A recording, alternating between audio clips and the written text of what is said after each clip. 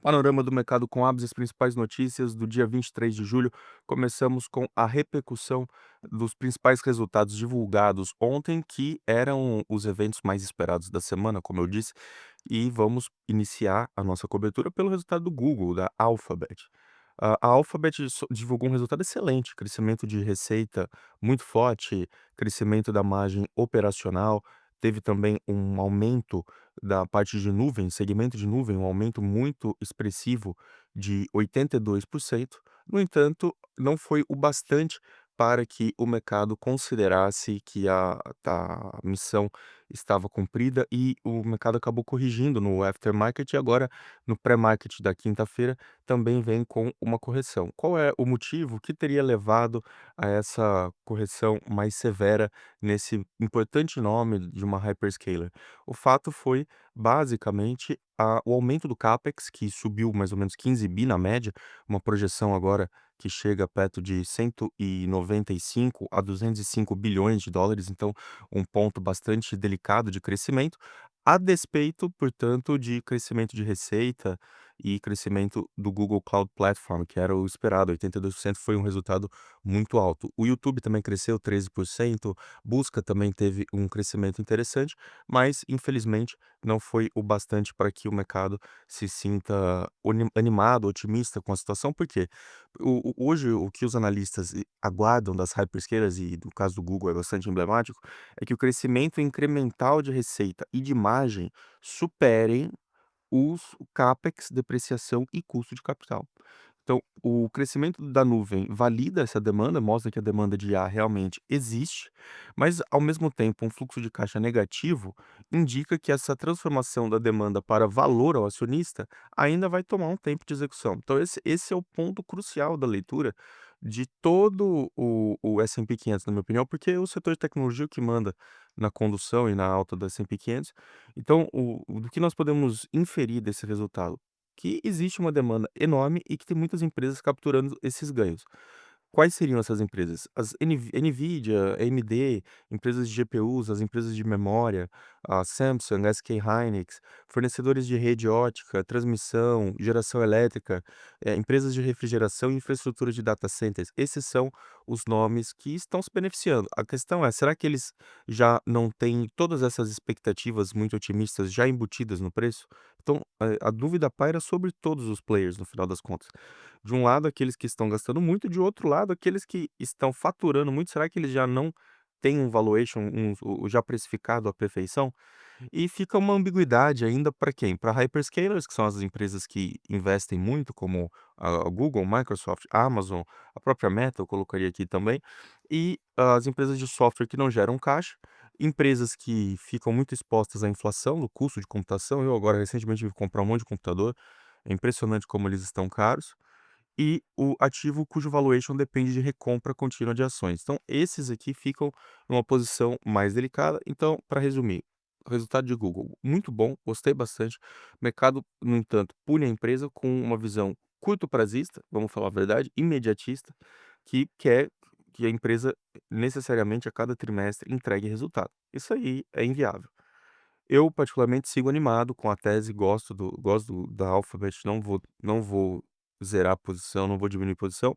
Se corrigir bem, eu sou comprador. Não é recomendação de investimento, é apenas a minha visão como um investidor profissional que faz isso já há mais de 10 anos. Agora, vamos falar do segundo resultado mais importante da semana, que foi o resultado da Tesla.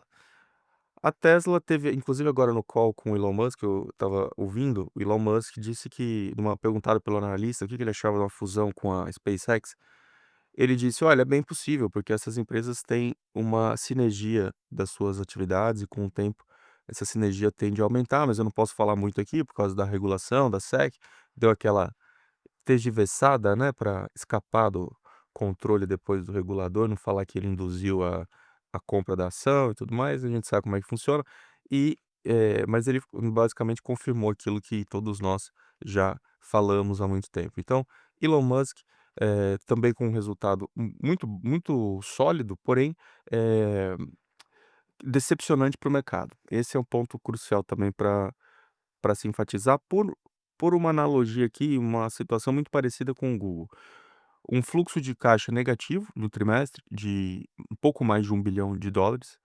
Companhia gastando muito com o quê? Robotáxi, inteligência artificial, robótica humanoide, capacidade computacional, expansão fabril e armazenamento de energia. Veja as teses de investimento da Tesla. Tem alguma coisa aqui que não vale a pena investir? Não. São todas teses do futuro e ele está olhando para isso. Agora, o mercado está olhando e falando assim: olha, tudo bem, você quer investir, invista, mas me garanta que esse caixa que está sendo utilizado para investimento advém das vendas de veículos. Então, é necessário agora nós separarmos 2 coisas. O que que é a Tesla operacional, que decorre da venda de veículos, sustentação de imagens, entregas, energia, e o que que é a Tesla da opcionalidade, que seria veículo autônomo, robótica e IA. O mercado está disposto a pagar pela segunda tese, mas contanto que a Tesla demonstre que ela tem viabilidade financeira de fazer o seu próprio financiamento, o seu próprio condução de recursos próprios, né, para que haja essa viabilidade dos demais investimentos. Minha visão: o mercado não compra Tesla mais por veículo. O mercado compra Tesla pelas opcionalidades, ou seja, pelas vias de crescimento adiante. Quais são essas vias? Veículo autônomo, humanoide, Optimus e IA. Essas três são as teses do mercado. E, basicamente, se você quiser entender a narrativa do mercado em torno da Tesla, você pode ouvir a Cathie Wood falando, que é da ARK. De novo, não é recomendação de investimento nem nada, só estou apenas detalhando a narrativa que conduz à precificação da Tesla, que é muito também da argumentação do Elon Musk, ele sabe vender muito bem as suas empresas. Agora, será que, tudo isso será concretizado? Bom, eu penso que o Elon Musk tem a melhor estrutura, empresarial, conglomerado empresarial para chegar a esses resultados, então é difícil, desconfiar e desafiar o grande empresário sul-africano, que é o gênio da nossa geração, mas realmente, os múltiplos me fazem questionar um pouco a tese ainda. Eu confesso que eu tenho muita dificuldade em aceitar pagar por algo que eu não consigo precificar. Então eu fico sempre um pouco resistente, reticente, não tenho posição na empresa no momento, preciso pensar mais a respeito. Não porque eu não concorde com a possibilidade de a empresa alcançar tudo isso que o CEO traçou, mas só pelo fato de que, eu tenho receio por não conseguir precificar adequadamente. Só esse o ponto.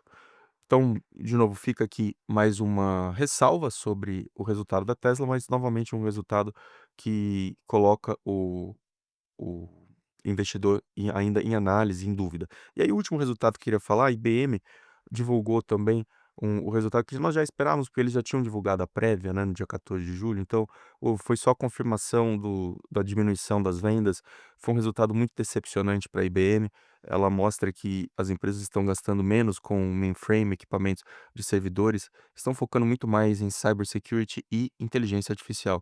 Então a empresa que tinha caído 25%. Agora, se você olha o drawdown dela do topo ao preço de hoje, é quase 40% de queda da IBM. Então, o valor, o market cap dela foi destruído em poucas semanas. Então fica também essa ressalva. E aí vamos fazer um resumo de tudo isso que eu comentei aqui, de uma forma mais abrangente, né, panorâmica. Eh, a reação divergente entre a Alphabet e as ações coreanas é reveladora, né. Então o comprador de infra, enfrenta a redução de caixa, e o vendedor da infra recebe o aumento da demanda. Então você tem que ver em qual ponta ficar. Vai ficar no vendedor de pás e picaretas, ou vai ficar na ponta de quem compra as pás e as picaretas. Mas nós temos um problema de valuation do lado de quem está faturando e muito ceticismo do lado de quem está investindo. Por isso que eu sempre sou contra-intuitivo. A questão é você sempre pensar contra a manada. A manada vai para quem está faturando, vai para a Micron da vida, vai para a SK Hynix, entre outras empresas. Mas daqui a pouco nós vamos ter uma correção de 30, quem sabe 35% de uma hyperscaler, e aí eu não sei se é hora de pensar na hyperscaler. Então, fica aqui a minha divagação, uma recomendação de investimento, mas só para você entender como eu penso. O que teremos de resultado hoje? Agenda corporativa: Blackstone, Lockheed Martin e telecomunicações, teremos T-Mobile e Comcast. Esses resultados serão divulgados ainda de manhã. Estou muito ansioso para ver Blackstone, uma posição que eu tenho. diminuir a posição, mas ainda tenho. Eh, não sei se eu agi bem, depois eu fiquei pensando, mas de todo modo é uma posição que eu particularmente gosto bastante. Acho que ela está um pouco para trás em relação a outros nomes de financials, pela qualidade da empresa.